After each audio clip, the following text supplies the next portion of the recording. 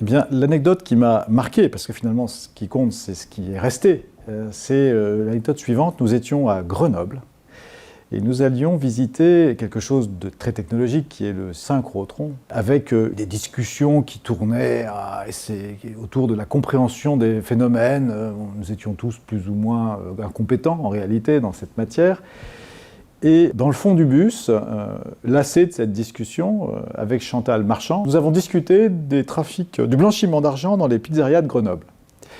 Elle avait été contrôle fiscal à Lyon et elle nous a décrit, dans les limites de ce qui était faisable, je dirais, les astuces des réseaux de pizzerias de la région de Grenoble pour blanchir de l'argent. Et j'avoue que ça m'a beaucoup intéressé, d'abord parce que c'était une véritable anecdote professionnelle qui est bien consistante, autre part parce que c'était totalement incongru, c'est-à-dire nous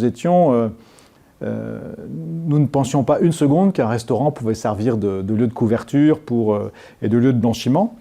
Et puis, cette discussion qui venait sur les menus des restaurants et la façon dont on pouvait recevoir de vrais paiements avec de vraies fausses factures pour blanchir de l'argent. J'avoue que c'était amusant. Et puis surtout, cette conversion progressive du groupe de la discussion scientifique à la discussion anecdotique autour du boulot de chacun. Mais c'est vraiment à l'image du SHED, c'est-à-dire qu'on est à la fois sur du très sérieux et à la fois sur de l'amical utile, si j'ose dire. Ce que j'ai vu dans ma dernière prise de poste, simplement, c'est que le fait que je sois SHED 9 s'est su autour de Mende, où j'ai été nommé préfet, et j'ai eu des messages très agréables de personnes qui se sont passé le mot et ont présumé de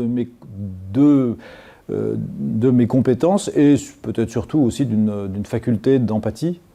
C'est-à-dire, ayant participé à un cycle tel que celui-là, j'étais présumé à être peut-être un peu plus compétent et peut-être un peu plus sympa que ceux qui n'auraient pas fait ce genre de cycle. Et surtout préoccupé d'économie. On reproche aux autorités assez régulièrement d'être très axées sur la réglementation, l'urbanisme, les grosses choses, les gros chantiers, les grosses affaires, les grosses usines, enfin, etc. Ou d'être totalement dans le réglementaire pur, ou d'être très agricole.